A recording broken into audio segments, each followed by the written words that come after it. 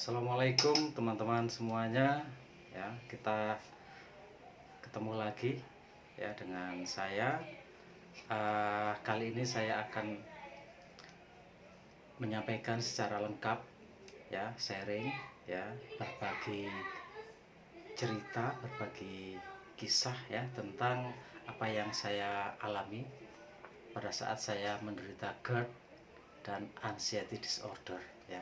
GERD atau asam lambung naik ya, bahasa umumnya ya yang dikenal oleh masyarakat ya. Nah, dimana pada saat itu ya betul-betul saya menderita sekali ya, menderita dari sisi fisik dan juga psikologi ya. Fisik bermacam-macam ya, psikologi juga sangat menderita ya, penuh dengan kecemasan dan ketakutan yang sangat hebat saat itu ya. Bahkan saya merasa saat itu sudah seperti mau mati ya, dekat dengan ajal ya.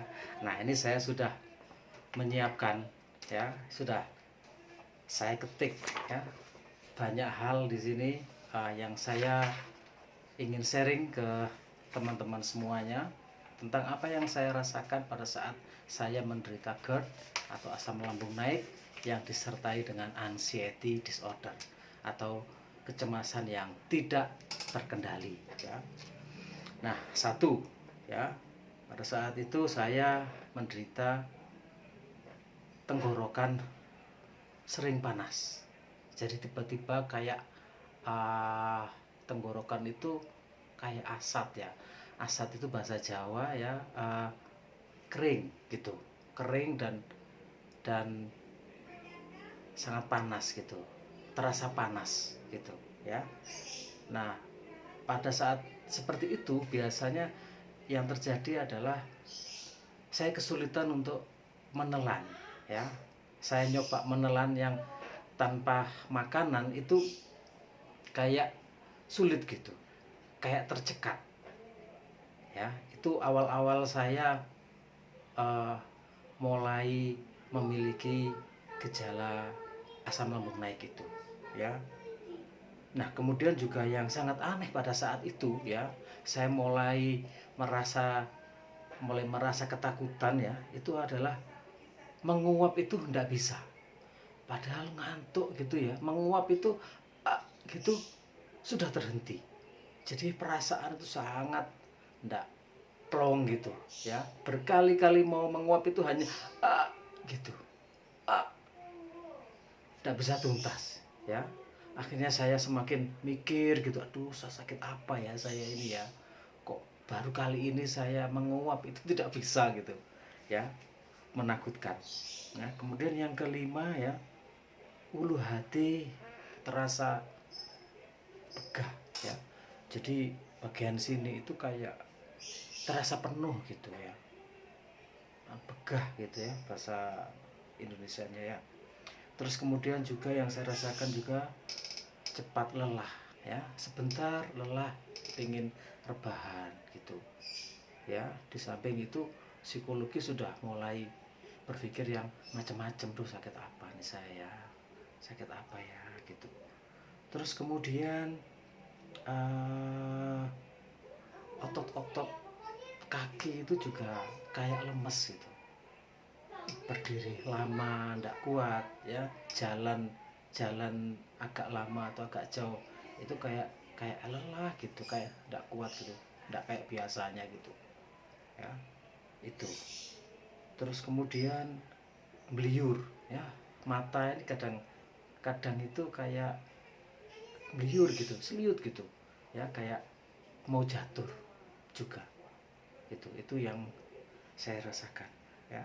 Kemudian juga yang sering itu berkeringat dingin ya, biasanya saat tidur ini gitu. Jadi walaupun sore malam tidur itu ngobior sudah, padahal badan tidak panas, udara juga tidak panas, tapi badan ini berkeringat gitu. Itu ya, di tangan, di leher, di perut itu banyak mengeluarkan keringat ya. Mungkin itu yang disebut keringat dingin ya, itu yang tanpa sebab ya menurut saya. Tuh. Terus kemudian juga kadang-kadang berkeringat hanya separuh badan. Oh, ini kan aneh gitu loh. Ya, jadi sensasi-sensasi atau gejala-gejala yang muncul itu makin aneh-aneh.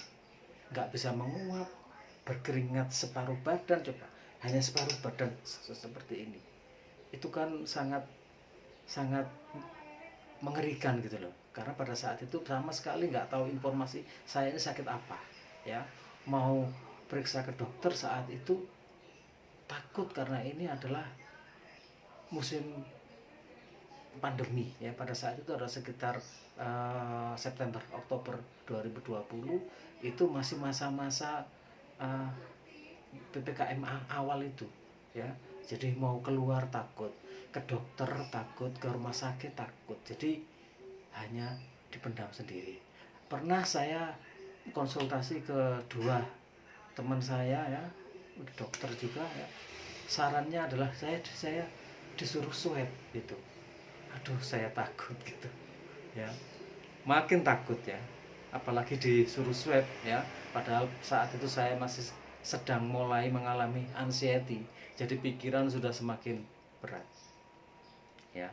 Terus kemudian juga ujung jari tangan kaki itu lemes, dingin gitu ya, dingin lemes kayak orang barusan berendam gitu. Itu makin takut saya.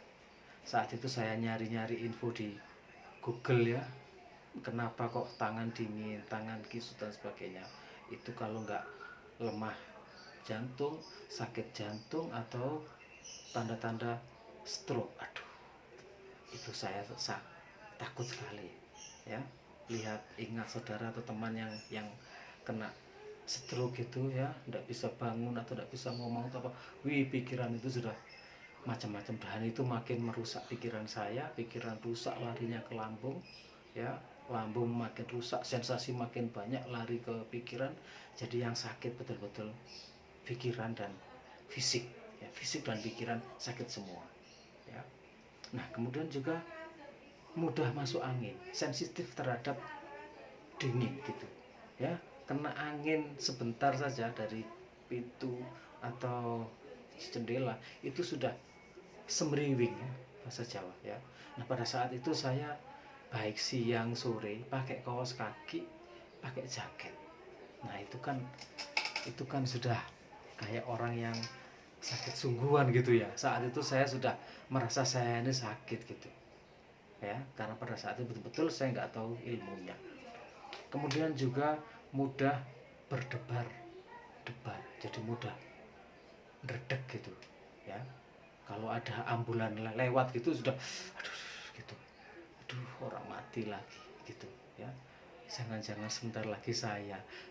Selalu itu ya yang ada di pikiran orang anxiety itu ya. Lihat Facebook itu sebentar-sebentar innalillahi innalillahi, sana kena corona dan sebagainya. Suasana tuh kayak makin mencekam pada saat itu ya. Di kamar sendirian gitu, siang-siang apa sore gitu, rasanya itu kayak setengah tidur gitu ya. Pikiran itu udah macam-macam ya, yang sakit keras lah, yang meninggal lah, yang aduh gimana nanti anak, gimana nanti keluarga dan sebagainya. Duh, gimana nanti kalau meninggal ndak husnul khotimah begitu. Dan itu mengerikan ya. Kemudian juga mata kabur ya, jadi kadang-kadang tiba-tiba itu mata kabur gitu ya. Nah, yang paling sering gejala-gejala semua ini munculnya itu di sore hari, di atas asar menjelang maghrib. Itu sudah mulai muncul semua ya, kayak linu, badan meriang, merinding, dingin gitu ya. Itu biasanya sore hari menjelang maghrib. Oke, saya lanjutkan ya. Masih banyak ini ya tanda-tandanya ya. Yang ini yang saya rasakan ya, yang saya baca juga dari beberapa literatur atau pengalaman orang lain ya. Setiap orang mempunyai sensasi yang berbeda-beda ya, karena GERD ini ya. Oke, terus kemudian badan terasa ditusuk-tusuk jarum ya. Ini kadang-kadang juga berpindah-pindah, kadang-kadang di badan, kadang-kadang di tangan, kadang-kadang di ujung jari, di ujung kaki gitu. Jadi kayak ditusuk jarum gitu ya, banyak gitu ya sensasinya. Terus kemudian kadang-kadang ya tiba-tiba duduk atau apa itu seperti terasa kena percikan air gitu, kayak ada apa ya, tus gitu, kayak kena percikan air itulah gitu ya, padahal tidak ada apa-apa, nggak ada air, tidak ada apa-apa gitu. Jadi itu nampaknya saraf-saraf itu terganggu semuanya ya, karena asam lambung yang naik ya, lambungnya bergejolak, tidak normal, mempengaruhi semua organ tubuh ya. Dan saya juga baca literatur juga, lambung ini juga termasuk otak kedua di badan kita yang terhubung dengan semua organ. Jadi kalau lambung bermasalah, maka itu akan langsung saraf-saraf itu terhubung dengan semua organ ya, apalagi yang disorder itu tidak terkendali itu, jadi sensasinya tidak terkendali, bermacam-macam wajah sensasi yang dirasakan oleh penderita asam lambung naik ini ya. Kemudian juga dada sakit ya, dada sakit sampai tembus ke punggung ya, itu juga saya rasakan. Kemudian juga sulit tidur ya, biasanya kalau malam itu tidak bisa nyenyak gitu, mimpi buruk ya, mimpi mati, mimpi ketemu orang yang sudah mati gitu. Jadi karena ketakutan itu ya, ketakutan akan mati dan sebagainya, itu juga bunga tidurnya juga hal-hal yang seperti itu gitu ya, pokoknya serem deh ya. Oke, terus kemudian mual, nafsu makan menurun. Memang iya, makan sedikit itu sudah terasa kenyang gitu ya. Terus kemudian ya itu, ini juga serasa mati sudah dekat ya. Bahkan saya sempat memberikan wasiat kepada istri saya ya, wasiat, saya bilang, Bu, kayaknya saya sudah dekat nih gitu ya, kalau ingat itu gimana gitu ya, kok bisa seperti itu gitu ya gitu. Karena pada saat itu betul-betul nggak tahu ilmunya, nggak tahu informasinya, nggak tahu cara menyikapinya, sehingga otak itu, perasaan itu berlari ke mana-mana secara liar ya, menyebabkan saya semakin takut ya, semakin takut maka akan lari ke lambung, lambungnya maka semakin bereaksi, sensasinya semakin muncul, sensasi muncul yang macam-macam itu membuat perasaan takut lari ke otak, lingkaran setan itu sudah ya. Itulah suka dukanya ya, dukanya orang terkena GERD, anxiety disorder itu ya. Masih ada lagi ini ya, saya bacakan ya. Nah, terus kemudian selalu berprasangka kena penyakit berat ya. Saya yang paling takut itu adalah stroke, kena jantung, gagal ginjal, kencing manis itu ya. Karena melihat gejalanya itu banyak gitu. Aduh, yang ini saya lihat di Google gejalanya kencing manis, yang satunya saya lihat gejalanya jantung, yang saya lihat ini gejalanya asam urat. Akhirnya aduh, apakah saya ini terkena komplikasi ya, aduh makin takut lagi, muter gitu ya. Terus kemudian tiba-tiba kedutan ya, banyak kedutan gitu, entah itu di wajah atau di tangan gitu ya. Bahkan pernah saya suatu siang ya, wajah saya ini serasa mati separuh. Apa nggak takut coba ya? Yang sebelah kanan ini mati, saya gini-gini kan, itu beda rasanya dengan yang di sini gitu ya. Itu membuat saya makin takut ya. Pernah juga suatu siang saya nyetir mobil ya, itu tiba-tiba di bagian kepala saya itu kayak ada sesuatu yang bergerak ke bawah sini, gitu. Aduh, makin bermacam-macam, muncul asumsi dugaan, jangan-jangan saya diguna-guna orang, ini guna-gunanya sedang bekerja, ini santetnya sedang bekerja. Udah gitu ya, orang anxiety itu kadang-kadang akalnya ya, keyakinannya, kekuatannya itu hilang gitu ya. Itu terus kemudian juga nah biasanya juga gini, kalau saya muncul sensasi anehnya, kalau saya buat keluar rumah itu hilang.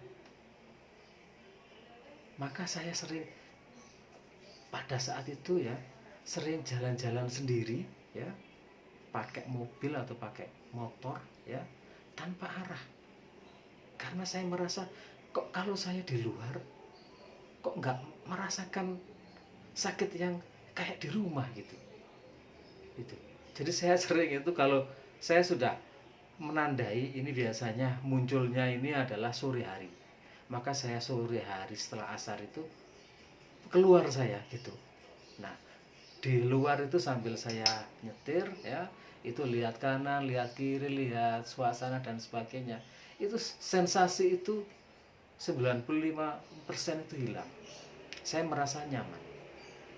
Tapi begitu nyampe di rumah lagi, rasanya langsung ciut gitu. Perasaan cemas itu muncul lagi gitu. Itu ya. Nah, ini kalau yang saya tulis ini ya, sudah ada 26 macam yang saya rasakan.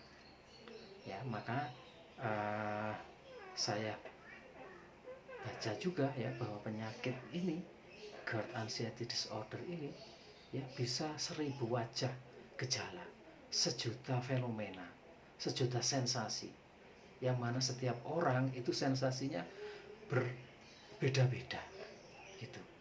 Nah, pada puncaknya ya, ini awal saya mulai memberanikan ke dokter ya saat itu ya, karena saat itu mau ke rumah sakit ke dokter sangat takut ya, sehingga dugaan-dugaan yang macam-macam dari dalam diri saya itu liar akhirnya ya. Nah, pada suatu sore itu ya, maghrib ya, saya keluar sama istri saya gitu, terus kemudian di luar itu makan ayam pedas ya. Nah, setelah itu sebelum pulang ke rumah diundang sama teman saya, ada launching cafe ya, saya langsung ke situ. Nah, di situ saya setelah makan ayam pedas itu ya, padahal sebenarnya pantangan ya, karena saya belum tahu saya ini sakit apa gitu. Itu saya di cafe itu dikasih kopi susu, cangkirnya itu besar ya, kopi susu. Saya minum itu langsung gitu, langsung naik, dada ini langsung naik, serasa penuh gitu.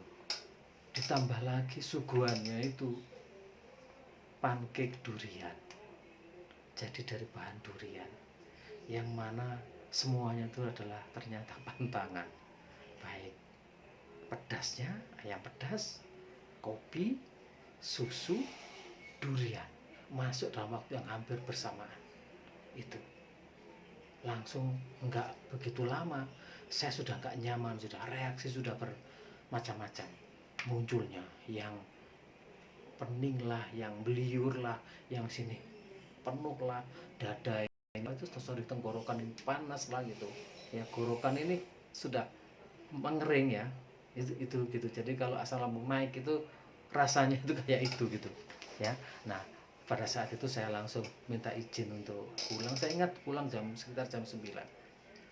Setelah pulang saya berencana langsung tidur. Saya di kamar saat itu tidur sendiri karena saya merasa nggak nyaman saat itu gitu. Nah, tidur ternyata sepanjang malam itu nggak bisa tidur, hanya gelebak kiri, gelebak kanan. Aduh, saya sakit apa ya, saya kenapa ya gitu. Fisik tidak enak, psikologi tidak enak, pokoknya sangat menyiksa itu sudah. Nah, semalam itu saya berkeringat sangat deras sekali. Dan anehnya berkeringat hanya separuh badan, hanya sebelah kanan saja.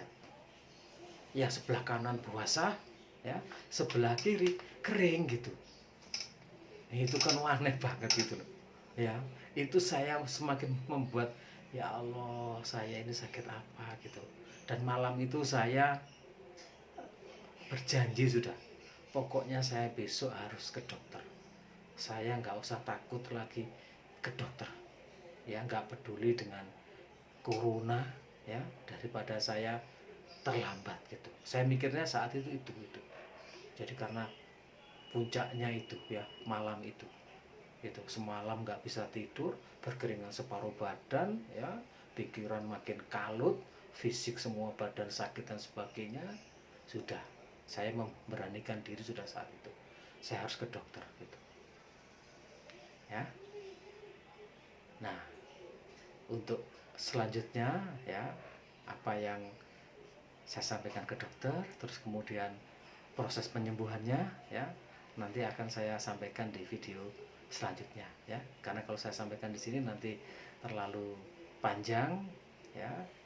Ya, nanti akan saya buat secara serial ya, lengkap, detail ya. Semoga teman-teman akan bisa mengambil manfaatnya sesuai dengan tahapan yang teman-teman rasakan ya.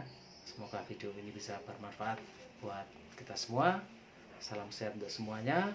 Saya akhiri. Assalamualaikum warahmatullahi wabarakatuh.